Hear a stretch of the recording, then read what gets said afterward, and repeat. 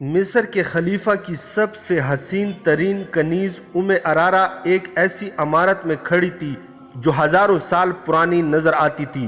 گول ستون اوپر تک چلے گئے تھے۔ ایک وسیع ہال تھا جس پر فرش روشنیوں میں چمک رہا تھا۔ دیواروں کے ساتھ ڈنڈے سے لگے ہوئے تھے اور ڈنڈوں کے سروں پر مشعلوں کے شعلے تھے۔ اندر کی فضا میں ایسی خوشبو تھی جس کی مہک اس کے لیے نئی تھی۔ دف کی ہلکی ہلکی تھاپ اور عورتوں کا گیت اسے سنائی دے رہا تھا۔ یہ تھاپ اور یہ لے حال میں ایسی گونج پیدا کر رہی تھی جس میں خواب کا تاثر تھا۔ اس نے سامنے دیکھا، ایک چبوترا تھا جس کی 8-10 سیڑھیاں تھی۔ چبوترے پر پتھر کے بت کا منہ اور سر تھا۔ اس کی ٹوڑی کے نیچے تھوڑی سی گردن تھی۔ ٹوڑی سے ماتھے تک یہ پتھر کا چہرہ قد آور انسان سے بھی 1.5-2 فٹ اونچا تھا۔ منہ کھلا ہوا تھا جو اتنا چوڑا تھا کہ ایک آدمی ذرا سا جھک کر اس میں داخل ہو سکتا تھا۔ منہ میں سفید دانت بھی تھے۔ یوں لگتا تھا جیسے یہ چہرہ کہکے لگا رہا ہو۔ اس کے دونوں کانوں سے ڈنڈے نکلے ہوئے تھے جن کے باہر والے سروں پر مشعلیں جل رہی تھی۔ اچانک اس کی آنکھیں جو کم و بیش گز گز بر چوڑی تھی چمکنے لگی۔ ان سے روشنی پھوٹنے لگی۔ عورتوں کے گیت کی لے بدل گئی۔ دف کی تاپ میں جوش پیدا ہو گیا۔ پتھر کے منہ کے اندر روشنی ہو گئی۔ لمبے لمبے سفید چوغے پہنے ہوئے 2 آدمی جھک کر منہ سے باہر آئے۔ منہ کے آگے 3 سیڑھیاں تھیں۔ ان آدمیوں کے رنگ سیاہ اور سروں پر پرندوں کے لمبے لمبے اور رنگا رنگ پر بندھے ہوئے تھے۔ منہ سے باہر آ کر ایک دائیں طرف اور ایک بائیں طرف کھڑا ہو گیا۔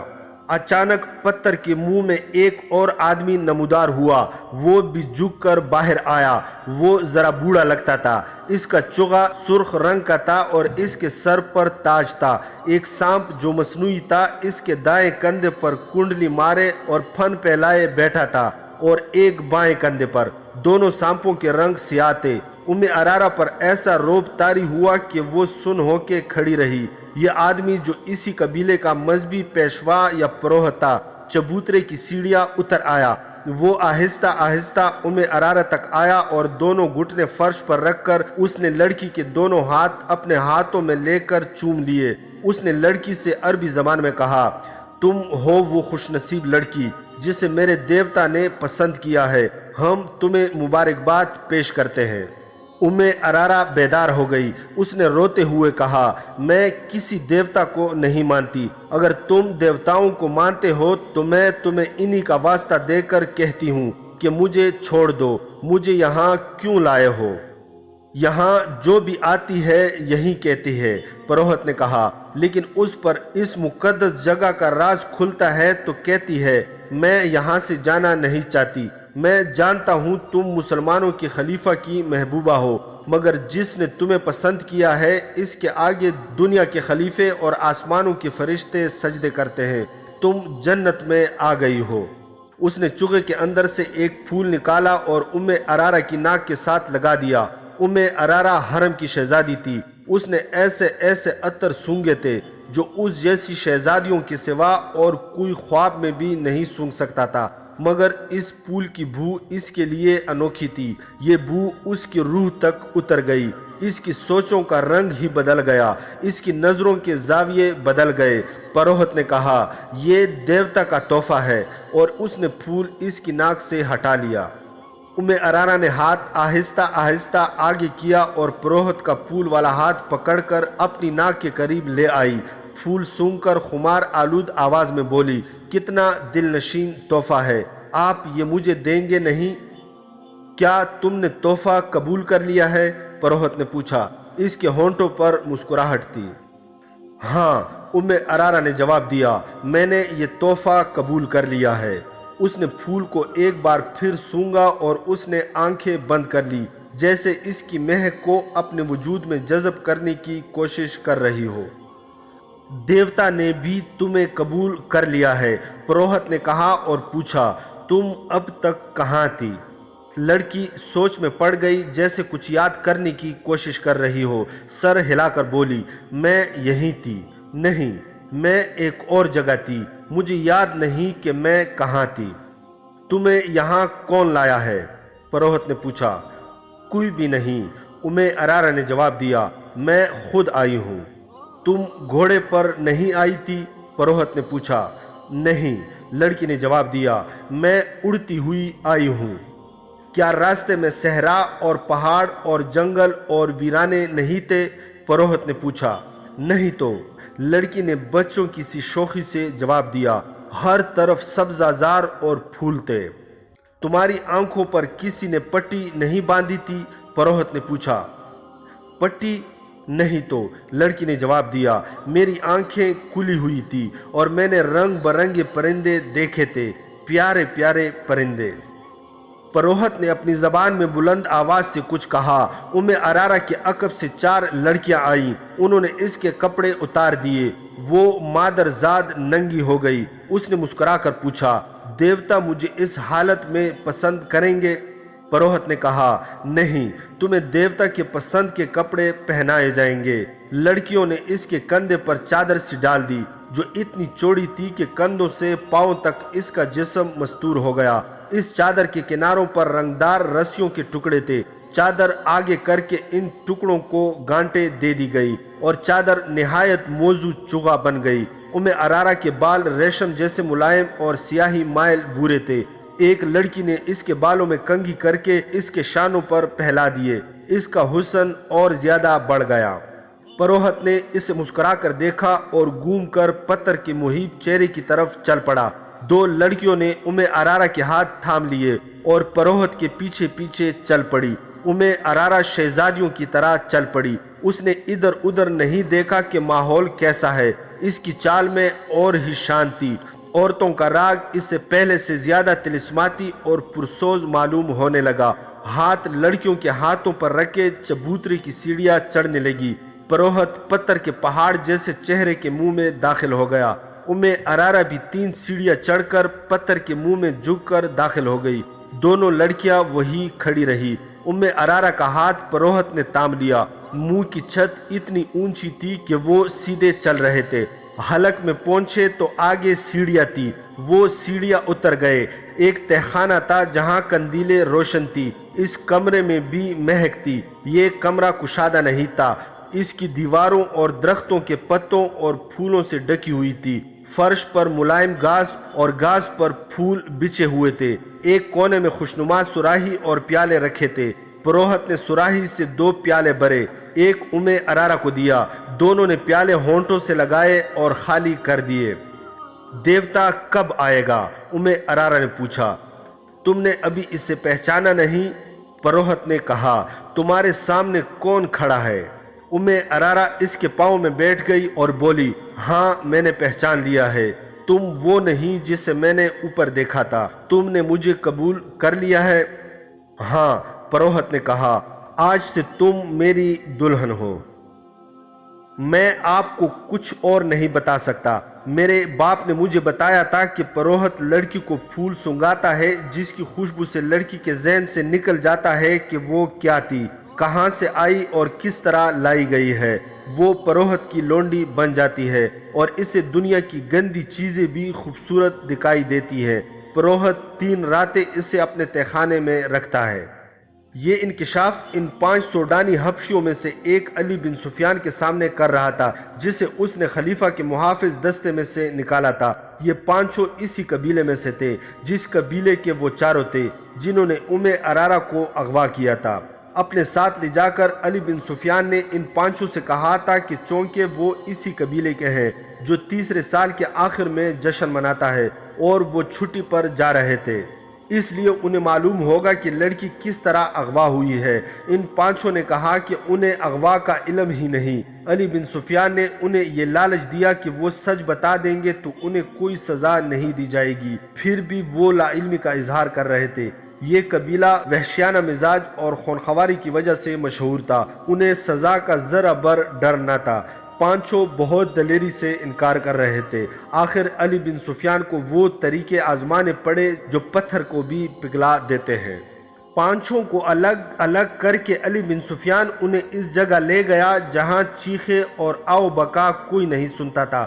مسلسل اذیت اور تشدد سے کوئی ملزم مر جائے تو کسی کو پرواہ نہیں ہوتی تھی۔ یہ 5 سوڈانی بڑے ہی سخت جان معلوم ہوتے تھے۔ وہ رات بھر اذیت سہتے رہے۔ علی بن سفیان رات بھر جاگتا رہا۔ آخر انہیں اس امتحان میں ڈالا گیا جو آخری حربہ سمجھا جاتا تھا۔ یہ تھا چکر شکنجہ۔ رہٹ کی طرح چوڑے اور بہت بڑے پہیے پر ملزم کو الٹا لٹا کر ہاتھ رسیوں سے چکر کے ساتھ باندھ دیے جاتے اور پاؤں ٹخنوں سے رسیاں ڈال کر فرش میں گاڑے ہوئے کیلوں سے کس دیے جاتے تھے۔ پہیے کو ذرا سا آگے چلایا جاتا تو ملزم کے بازو کندھوں اور ٹانگوں اور کولوں سے الگ ہونے لگتی تھی۔ بعض اوقات ملزم کو کھینچ کر پہیے کو ایک جگہ روک لیا جاتا۔ اذیت کا یہ طریقہ ملزموں کو بے ہوش کر دیتا تھا۔ سحر کے وقت ایک ادھیڑ عمر حبشی نے علی بن سفیان سے کہا، میں سب کچھ جانتا ہوں لیکن دیوتا کے ڈر سے نہیں بتاتا۔ دیوتا مجھے بہت بری موت ماریں گے۔ کیا اس سے بڑھ کر کوئی بری موت ہو سکتی ہے جو میں تمہیں دے رہا ہوں؟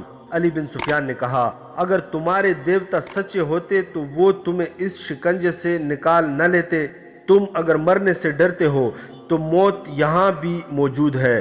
تم بات کرو، میرے ہاتھ میں ایک ایسا دیوتا ہے جو تمہیں تمہارے دیوتا سے بچا لے گا۔ یہ سوڈانی حبشی کئی بار بے ہوش ہو چکا تھا۔ اسے دیوتا تو نہیں، موت صاف نظر آ رہی تھی۔ علی بن سفیان نے اس کی زبان کھول دی، اس شکنجے سے کھول کر کھلایا پلایا اور آرام سے لٹا دیا۔ اس نے اعتراف کیا کہ ارارا کو ان کے قبیلے کے 4 آدمیوں نے اغوا کیا تھا۔ وہ چاروں چھٹی پر چلے گئے تھے۔ انہوں نے اغوا کی رات اور وقت بتا دیا تھا۔ یہ 5 حبشی جو علی بن سفیان کے قبضے میں تھے اس رات پہرے پر تھے۔ اغوا کرنے والوں میں سے 2 کو اندر آنا تھا۔ انہیں بڑے دروازے سے داخل کرنے کا انتظام انہوں نے کیا تھا اور انہیں اغوا اور فرار میں پوری مدد دی تھی۔ اس حبشی نے بتایا کہ اس لڑکی کو دیوتا کی قربان گاہ پر قربان کیا جائے گا۔ ہر 3 سال بعد ان کا قبیلہ 4 روزہ جشن مناتا ہے، لیکن لڑکی اپنے قبیلے کی نہیں ہوتی۔ شرط یہ ہے کہ لڑکی غیر ملکی ہو، سفید رنگ کی ہو اور اونچے درجے کے خاندان کی ہو اور اتنی خوبصورت ہو کہ لوگ دیکھ کر ٹھٹک جائیں۔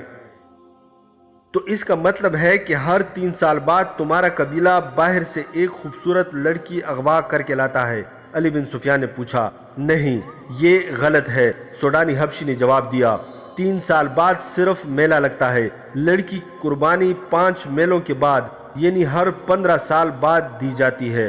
مشہور یہی ہے کہ ہر 3 سال بعد لڑکی قربان کی جاتی ہے۔ اس نے اپنے باپ کے حوالے سے وہ جگہ بتائی جہاں قربانی دی جاتی تھی۔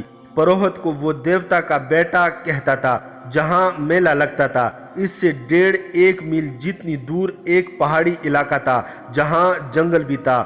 یہ علاقہ زیادہ وسیع اور عریض نہیں تھا۔ اس کے متعلق مشہور تھا کہ وہاں دیوتا رہتے ہیں اور ان کی خدمت کے لیے جن اور پریاں بھی رہتی ہیں۔ لوگ اس لیے یہ باتیں مانتے ہیں کہ ہر طرف صحرا اور ان میں جزیرے کی طرح کچھ علاقہ پہاڑی اور سرسبز تھا جو قدرت کا ایک عجوبہ تھا۔ یہ دیوتاؤں کا مسکن ہی ہو سکتا تھا۔ اس علاقے میں فرعونوں کے وقتوں کے کھنڈر تھے۔ وہاں ایک جھیل بھی تھی جس میں چھوٹے مگرمچھ رہتے تھے۔ قبیلے کا کوئی آدمی سنگین جرم کرے تو اسے پروہت کے حوالے کر دیا جاتا تھا۔ پروہت اس سے زندہ جھیل میں پھینک دیتا جہاں مگرمچھ اس سے کھا جاتے تھے۔ پروہت انہی کنڈروں میں رہتا تھا۔ وہاں ایک بہت بڑا پتھر کا سر اور منہ تھا جس میں دیوتا رہتا تھا۔ ہر 15ویں سال کے آخری دنوں میں باہر سے ایک لڑکی اغوا کر کے لائی جاتی جو پروہت کے حوالے کر دی جاتی تھی۔ پروہت لڑکی کو ایک پھول سنگھاتا تھا جس کی خوشبو سے لڑکی کے ذہن سے نکل جاتا کہ وہ کیا تھی، کہاں سے آئی تھی اور اس سے کون لایا تھا۔ اس پھول میں کوئی نشہ اور بو ڈالی جاتی تھی جس کے اثر سے وہ پروہت کو دیوتا اور اپنا خاوند سمجھ لیتی تھی۔ اسے وہاں کی گندی چیزیں بھی خوبصورت دکھائی دیتی تھی۔ لڑکی کی قربانی انہی کنڈرات میں دی جاتی تھی۔ لڑکی کو پروہت تہہ خانے میں اپنے ساتھ رکھتا تھا۔ اس جگہ 4 مرد اور 4 خوبصورت لڑکیاں رہتی تھی۔ ان کے سوا اور کسی کو پہاڑوں کے اندر جانے کی اجازت نہیں تھی۔ لڑکی کو جب قربان گاہ پر لے جایا جاتا تو اسے احساس ہی نہیں ہوتا تھا کہ اس کی گردن کاٹ دی جائے گی۔ وہ فخر اور خوشی سے مرتی تھی۔ اس کا دھڑ مگرمچھوں کی جھیل میں پھینک دیا جاتا اور بال کاٹ کر قبیلے کے ہر گھر میں تقسیم کر دیے جاتے تھے۔ ان بالوں کو مقدس جانا جاتا تھا۔ لڑکی کا سر خشک ہونے کے لیے رکھ دیا جاتا تھا۔ جب گوشت ختم ہو کر صرف کھوپڑی رہ جاتی تو اسے ایک غار میں رکھ دیا جاتا تھا۔ لڑکی کسی کو دکھائی نہیں جاتی تھی۔ 15 سال پورے ہو رہے تھے اب کہ لڑکی کی قربانی دی جائے گی۔ اس حبشی نے کہا، ہم تو مصر کی فوج میں بھرتی ہوئے تھے، ہمیں چونکہ نڈر اور وحشی سمجھا جاتا ہے، اس لیے ہمیں خلیفہ کے محافظ دستے کے لیے منتخب کر لیا گیا۔ 2 مہینے گزرے، ہم نے اس لڑکی کو دیکھا، ایسی خوبصورت لڑکی ہم نے کبھی نہیں دیکھی تھی۔ ہم سب نے فیصلہ کر لیا کہ اس لڑکی کو اٹھا کر لے جائیں گے اور قربانی کے لیے پیش کریں گے۔ ہمارے ایک ساتھی نے جو کل مارا گیا ہے اپنے گاؤں جا کر قبیلے کے بزرگ کو بتا دیا تھا کہ اس بار قربانی کے لیے ہم لڑکی لائیں گے۔ ہم نے لڑکی کو اغوا کر لیا۔ یہ قصہ صلاح الدین ایوبی کو سنایا گیا تو وہ گہری سوچ میں کھو گیا۔ علی بن سفیان اس کے حکم کا منتظر تھا۔ سلطان ایوبی نے نقشہ دیکھا اور کہا، اگر جگہ یہ ہے تو ہماری عملداری سے باہر ہے۔ تم نے شہر کے پرانے لوگوں سے جو معلومات حاصل کی ہے ان سے ثابت ہوتا ہے کہ فرعون تو صدیاں گزرے مر گئے ہیں، لیکن فرعونیت ابھی باقی ہے۔ بحیثیت مسلمان ہم پر فرض عائد ہوتا ہے کہ اگر ہم دور نہ پہنچ سکے تو قریبی پڑوس سے تو کفر اور شرک کا خاتمہ کریں۔ آج تک معلوم نہیں کتنے والدین کی معصوم بیٹیاں قربان کی جا چکی ہیں اور اس میلے میں کتنی بیٹیاں اغوا ہو کر فروخت ہو جاتی ہیں۔ ہمیں دیوتاؤں کا تصور ختم کرنا ہے۔ لوگوں کو دیوتاؤں کا تصور دے کر نام نہاد مذہبی پیشوا لڑکیاں اغوا کروا کر بدکاری اور عیاشی کرتے ہیں۔ میرے مخبروں کی اطلاعوں نے یہ بیہودہ انکشاف کیا ہے کہ ہماری فوج کے کئی کماندار اور مصر کے پیسے والے لوگ اس میلے میں جاتے اور لڑکیاں خریدتے یا چند دنوں کے لیے کرائے پر لاتے ہیں۔ علی بن سفیان نے کہا، کردار کی تباہی کے علاوہ یہ خطرہ بھی ہے کہ سوڈانیوں کی برطرف فوج کے عسکری اس میلے میں زیادہ تعداد میں جاتے ہیں۔ ہماری فوج اور ہمارے دوسرے لوگوں کا سوڈانی سابقہ فوجیوں کے ساتھ ملنا جلنا اور جشن منانا ٹھیک نہیں۔ یہ مشترکہ تفریح ملک کے لیے خطرناک ثابت ہو سکتی ہے۔ علی بن سفیان نے ذرا جھک کر کہا، اور لڑکی کو قربان ہونے سے پہلے بچانا اور خلیفہ کے حوالے کرنا اس لیے بھی ضروری ہے کہ اسے معلوم ہو جائے کہ اس نے آپ پر اغوا کا جو الزام عائد کیا ہے وہ کتنا بے بنیاد ہے۔ مجھے اس کی کوئی پرواہ نہیں علی، سلطان ایوبی نے کہا، میری توجہ اپنی ذات پر نہیں، مجھے کوئی کتنا ہی حقیر کہے، اسلام کی عظمت کے فروغ اور تحفظ کو نہیں بھول سکتا۔ میری ذات کچھ بھی نہیں، اور تم بھی یاد رکھو علی، اپنی ذات سے توجہ ہٹا کر سلطنت کے استحکام اور فلاح و بہبود پر مرکوز کر دو۔ اسلام کی عظمت کا امین خلیفہ ہوا کرتا تھا، مگر وقت گزرنے کے ساتھ ساتھ خلیفہ اپنی ذات میں گم ہوتے گئے اور اپنے نفس کا شکار ہو گئے۔ اب ہماری خلافت اسلام کی بہت بڑی کمزوری بن گئی ہے۔ صلیبی ہماری اس کمزوری کو استعمال کر رہے ہیں۔ اگر تم کامیابی سے اپنے فرائض نبھانا چاہتے ہو تو اپنی ذات اور اپنے نفس سے دستبردار ہو جاؤ۔ خلیفہ نے مجھ پر جو الزام عائد کیا ہے اس سے میں نے بڑی مشکل سے برداشت کیا ہے۔ میں اوچھے وار کا جواب دے سکتا تھا، مگر میرا وار بھی اوچھا ہوتا، پھر میں ذاتی سیاست بازی میں الجھ جاتا۔ مجھے خطرہ یہی نظر آ رہا ہے کہ ملت اسلامیہ کسی دور میں جا کر اپنی ہی حکمرانوں کی ذاتی سیاست بازیوں، خود پسندی، نفس پرستی اور اقتدار کی ہوس کی نظر ہو جائے گی۔ گستاخی کی معافی چاہتا ہوں محترم امیر، علی بن سفیان نے کہا، اگر آپ اس لڑکی کو قربان ہونے سے بچانا چاہتے ہیں تو حکم صادر فرمائیے، وقت بہت تھوڑا ہے، پرسوں سے میلہ شروع ہو رہا ہے۔ فوج میں یہ حکم فوراً پہنچا دو کہ اس میلے میں کسی فوجی کو شریک ہونے کی اجازت نہیں۔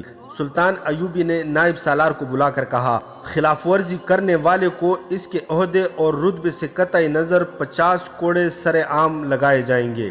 اس حکم کے بعد سکیم بننے لگی۔ متعلقہ حکام کو سلطان ایوبی نے بلا لیا تھا۔ اس نے سب سے کہا کہ ہمارا مقصد یہ ہے کہ اس طلسم کو توڑنا ہے۔ یہ جگہ فرعونیت کی آخری نشانی معلوم ہوتی ہے۔ پہلے فوج کشی زیر بحث آئی جو اس وجہ سے خارج از بحث کر دی گئی کہ اسے اس قبیلے کے لوگ اپنے اوپر باقاعدہ حملہ سمجھیں گے۔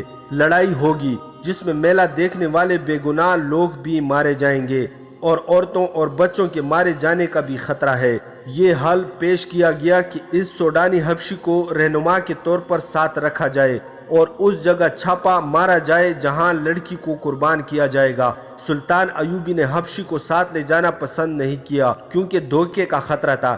اس وقت تک سلطان ایوبی کے حکم کے مطابق چھاپا ماروں اور شبخوں مارنے والوں کا ایک دستہ تیار کیا جا چکا تھا۔ اسے مسلسل جنگی مشقوں سے تجربہ کار بنا دیا گیا تھا۔ وہ جانبازوں کا دستہ تھا جنہیں جذبے کے لحاظ سے اس قدر پختہ بنا دیا گیا تھا کہ وہ اس پر فخر محسوس کرنے لگے کہ انہیں جس مہم پر بھیجا جائے گا اس سے وہ زندہ واپس نہیں آئیں گے۔ ایک خونخوار قبیلے کے ہاتھوں ارارہ کی قربانی کی تفصیلات آپ لوگ ہماری نیکسٹ ویڈیو میں ملاحظہ کر سکتے ہیں۔